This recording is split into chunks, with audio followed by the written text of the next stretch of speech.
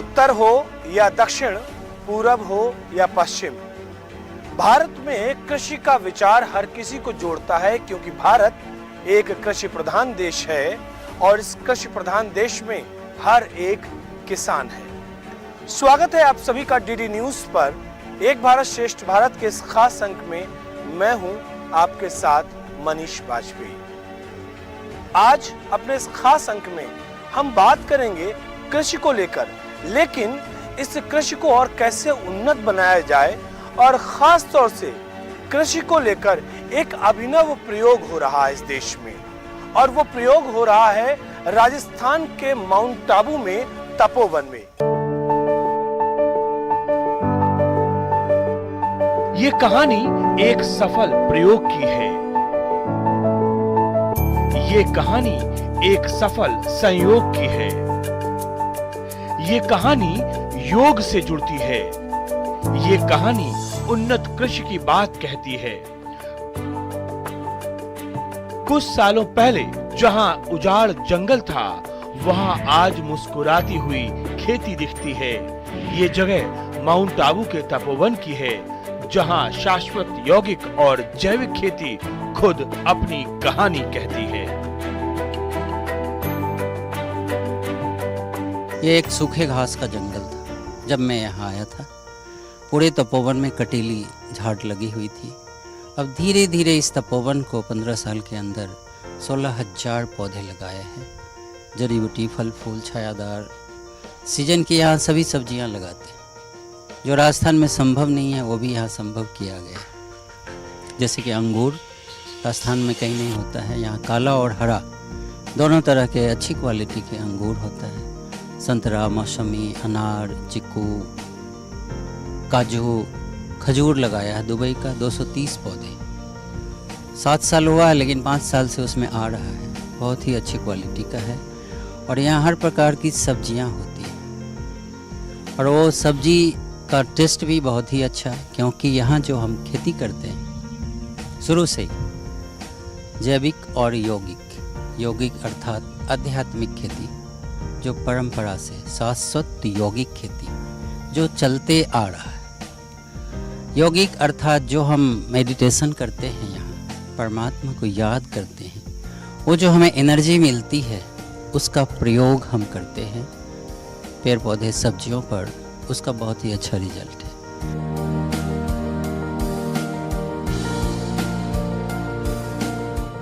दरअसल जब भी हम भारत भूमि का जिक्र करते हैं तो भारत भूमि की धरा इसलिए हमेशा याद की जाती है क्योंकि यहाँ पर प्रयोग होते रहते हैं।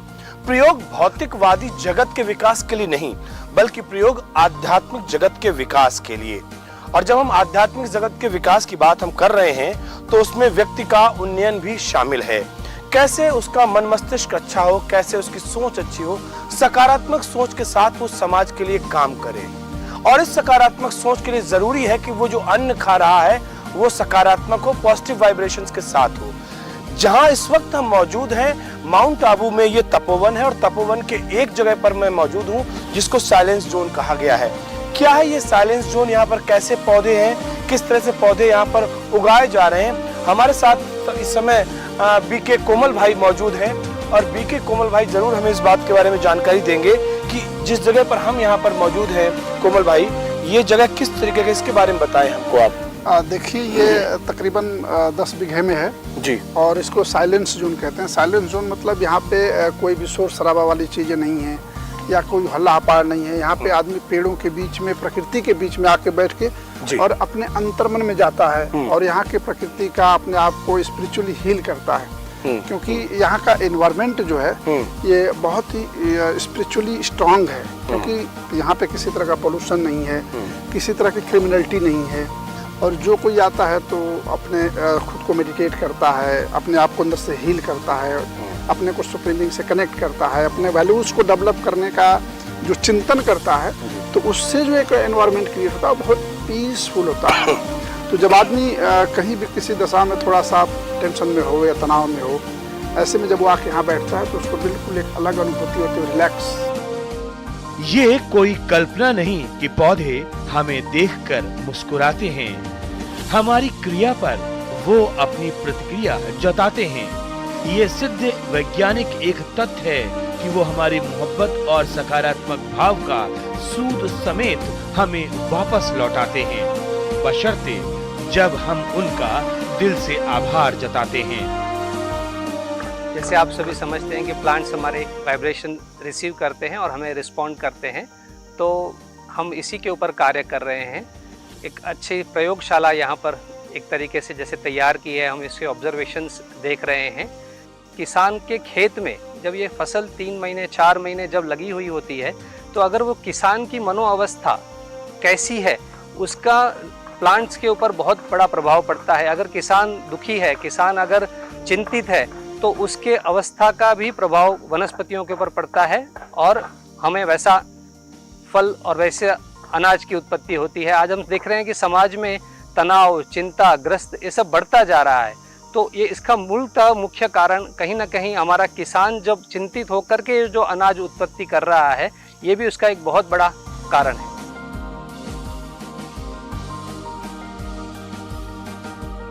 यहाँ पर ये एक प्रयोग चल रहा है, एक सकारात्मक प्रयोग, एक ऐसा प्रयोग जो शायद आपको भी अचरज में डाल देगा।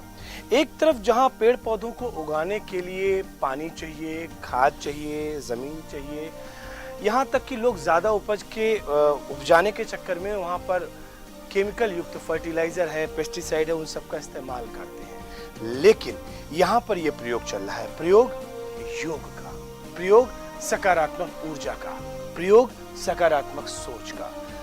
तपोवन के इस बीच, इस जगह में, इस 90 बीघा के इस पूरे तपोवन में बीच इस जगह पर योग का केंद्र बनाया गया है। यहाँ पर लोग आते हैं, योग करते हैं, ध्यान लगाते हैं और इस ध्यान के फलस्वरूप जो वाइब्रेशन पैदा होती है, उस वाइब्रेशन से यहाँ पे पौधे जो हैं उनके ऊपर सकारात्मक परिणाम भी नजर आते हैं। और इसी प्रयोग का जिक्र मैं लगातार कर रहा हूँ। ये एक ऐसा प्रयोग है जिसको समाज के अन्य जगहों पर, देश के अन्य इलाकों पर भी कम से कम लोगों को अपनाना चाहिए, क्योंकि कहते हैं ना कि हम पौधों से प्रेम करेंगे तो पौधे हमसे प्रेम करेंगे। और ये मैं ही नहीं कह रहा हूँ, ये प्रूव्ड फैक्ट है। वैज्ञानिकों के द्वारा ये हम लोगों को बताया जा चुका है कि पौधों में, वृक्षों में संवेदना होती है, जीवन होता है, और जहाँ जीवन होता है वहाँ पर भावनाएं भी होती हैं। तो हमें उनको समझना चाहिए, और जब हम उनको समझेंगे तो वो हमें समझेंगे। और कम से कम इस तपोवन में इन्हीं पौधों को समझने के लिए ये योग किया जा रहा है। शाश्वत मैंने प्राचीन, योग मैंने परमात्मा की याद में जो हम मतलब खेती करते हैं उसको शक्ति देते हैं पौधों को, तो वो हमें बहुत कुछ सीखने को मिला। एक प्रकृति से जो प्यार करना चाहिए हर किसान को, कि हम प्राचीन काल में भी देखते हैं कि जब हमारे किसान भाई थे, कोई भी कार्य करते थे तो सदैव वो परमात्मा की याद में करते थे। सबसे पहले वो परमात्मा को याद करते थे, फिर कार्य शुरू करते थे। तो आज वही हमने यहाँ पर देखा है, इस तपोवन के आंगन में। जिला सिरोही, राजस्थान स्टेट है ये, और आबू रोड के तपोवन में। कितनी अच्छी बात यहाँ पर लिखी हुई है। मिठास मुंह में घुले तो स्वाद, दिलों में घुले तो प्यार, मौसम में घुले तो बहार बन जाती है। वाकई कितनी अच्छी बात कही गई है। और ऐसी बहुत सारी अच्छी बातों का ही तो प्रयोग यहाँ तपोवन में हमें दिख रहा है। कई और भी प्रयोग हैं, अलग तरह से हैं। वो इसलिए कि जो हमारी वनस्पति है, जो हमारे खेत में लहलहाते हुए पौधे हैं, जो अनाज हम पैदा करते हैं, उसके ऊपर अगर सकारात्मक विचारों का, सकारात्मक वाइब्रेशंस का प्रभाव पड़ता है, तो वो हमारे मन मस्तिष्क का किस तरीके से निर्माण करते हैं। ऐसी तमाम बातें हैं, लगातार हम आपको बताएंगे। लेकिन उससे पहले यहाँ पर रुकते एक छोटे से ब्रेक के लिए। ब्रेक के बाद जब लौट कर आएंगे तो कुछ और खास बातें इस तपोवन।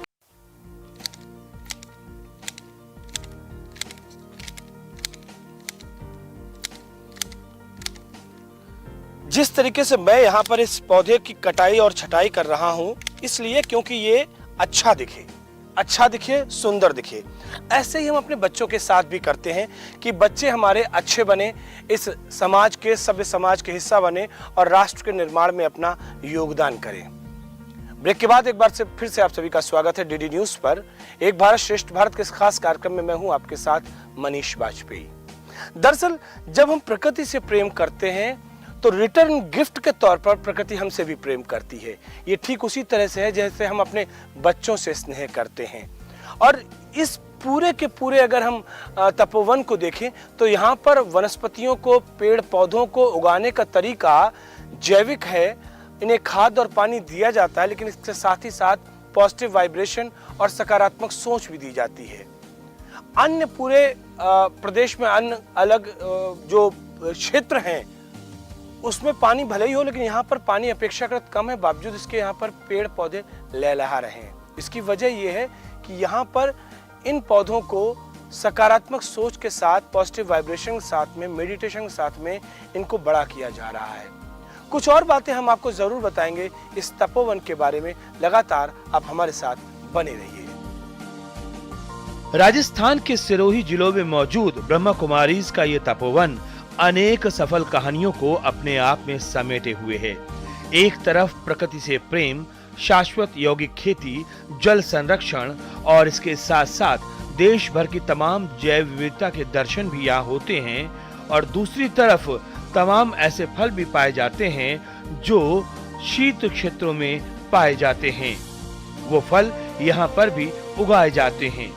अनेक मौसमी सब्जियों के साथ साथ सेब, मौसमी, संतरा, केला, पपीता सहित संपूर्ण भारत में उगाई जाने वाली अधिकांश वनस्पतियों के दर्शन यहाँ होते हैं।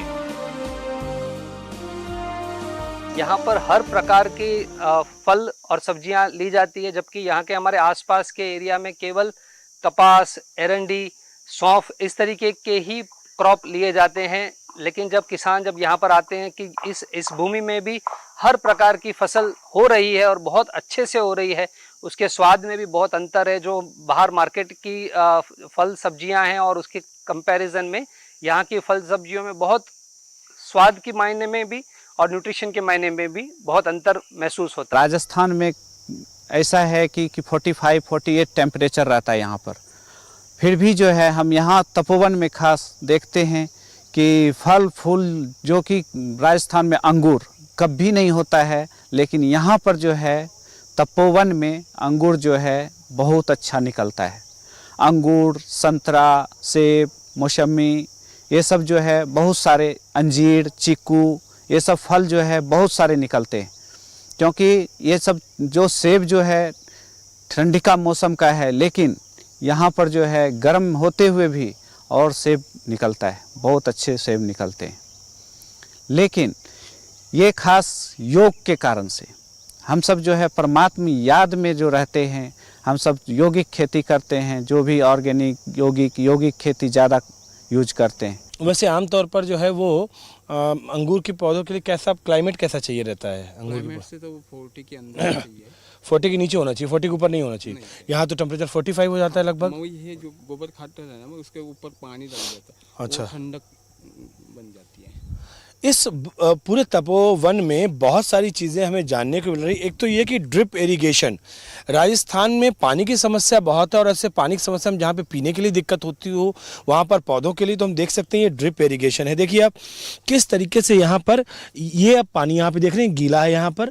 इसके बगल में अब थोड़ा सा और आगे बढ़ते हैं, ये 2 पौधों के बीच में यहाँ पर ड्रिप लगाया गया है और यहाँ पर भी ड्रिप है। यानी कि ये जो खाद डाली गई है उस पर्टिकुलर पॉइंट पे जहाँ पर हमें पानी की ज़रूरत है, वहाँ पर ये पानी डाला गया है।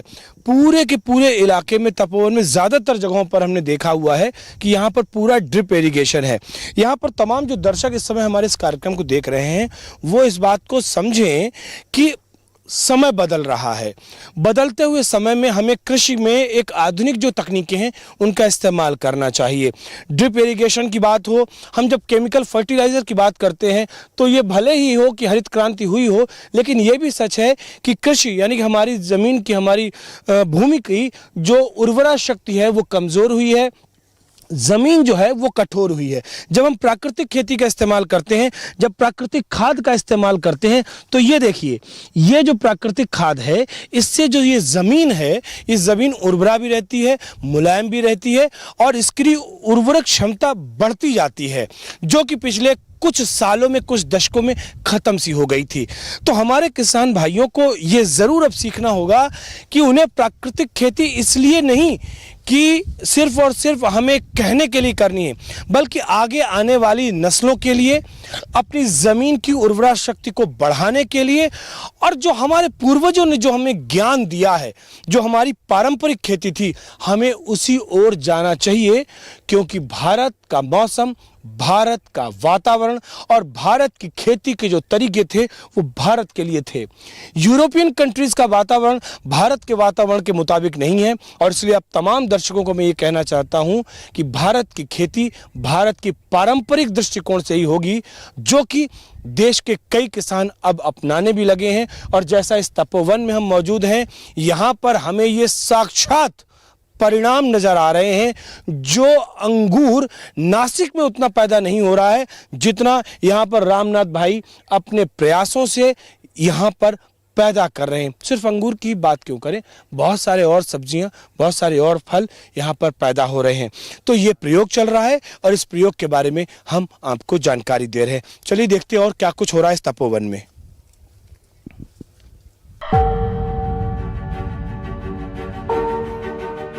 एक जो महत्वपूर्ण तथ्य यहाँ पर रेखांकित करना जरूरी है कि जब पौधों में जीवन है तो फिर हम जहरीले रसायनों का प्रयोग उन पौधों पर क्यों करते हैं और ऐसा करना कहां तक उचित है।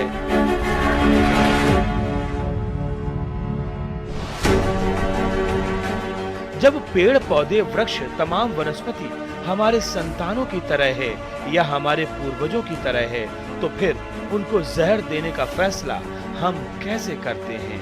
आखिरकार ये कैसा है हम सबका मन? ये विचार और ये भाव हमारे अतीत की धरोहर है और हमारा भविष्य भी। हमारी खेती सेहतमंद हो तो उनकी खुराक भी सेहतमंद होनी चाहिए, और इसके लिए हम सबको प्राकृतिक एवं जैविक खेती अपनानी चाहिए। हम यहाँ पर प्राकृतिक खेती को ही प्रमोट कर रहे हैं और प्राकृतिक खेती की सारी विधियों को अपनाते हैं। इसको जो जमीन की जो शक्तिशाली बनाने की जो विधि है उसको हम हर्बल कुनाब जल कहते हैं। तो ये हर्बल कुनाब जल जो है वृक्ष आयुर्वेद आधारित एक बहुत ही सुंदर समन्वय है। इसमें अलग अलग प्रकार की वनस्पतियों से इसको तैयार किया जाता है ये, और साथ साथ में हम दशपर्णी अर्घ जो हम बनाते हैं ये वनस्पतियों की सुरक्षा के लिए, कीट से रक्षा के लिए, कीट संरक्षण में ये बहुत कारगर साबित होता है। इसको दशपर्णी अर्घ कहते हैं। भारत की परंपराओं में भारत की कृषि के साथ साथ गौपालन का अनुनाश्रय संबंध जग जाहिर है। भारत के पारंपरिक किसान सेहतमंद खेती करने के साथ साथ गौ पालन में भी माहिर हैं। बदलते कालखंड में हमने इस ज्ञान को कुछ विस्मृत सा कर दिया है, लेकिन भारत की सरकार ने एक बार फिर कुछ अच्छा करने का अवसर हम सबको प्रदान किया है। साथियों, एक और माँ है हमारे जीवन को निरंतर पोषित करती आ रही है। हमारी सरकार द्वारा राष्ट्रीय गोकुल मिशन शुरू किया गया था। इस बार बजट में इसको विस्तार देते हुए राष्ट्रीय कामधेनु आयोग बनाने का फैसला लिया गया है। इस आयोग के तहत 500 करोड़ रुपए का प्रावधान गौ माता और गौवंश की देखभाल और इससे जुड़े नियम कायदों को प्रभावी तरीके से लागू करने के लिए किया गया है। यहाँ गऊ से संबंधित खेती, जिस गऊ माता के लिए पूरा संसार, पूरा मतलब भारत देश हमारा अगर ये होता है कि गऊ हमारी माता है, धरती हमारी माता है, तो उससे हमें मातृभाव से ही प्रेम करना चाहिए। तो गऊ माता हम यहाँ पर रखते हैं, तो उनका गोमूत्र से, गोबर से, दही से, दूध से, छाछ से, जो भी मतलब हम यहाँ औषधियाँ बनाते हैं, अपनी नेचुरल जो प्राकृतिक औषधि होती है, तो गौ माता से संबंधित ये खेती करते हैं। तो उससे हमें बहुत अच्छा एक रिजल्ट मिलता है। जैसे हमें पपीता लगाया है तो पपीते के अंदर भी हम कई बार सेवन करते हैं कि जैसे गाय का दूध होता है उसके अंदर गुड़ मिला करके उसमें स्प्रे करते हैं, तो वो स्वाद जो गाय के दूध में उससे भी 100 गुना स्वाद उस पपीते में मिलता है।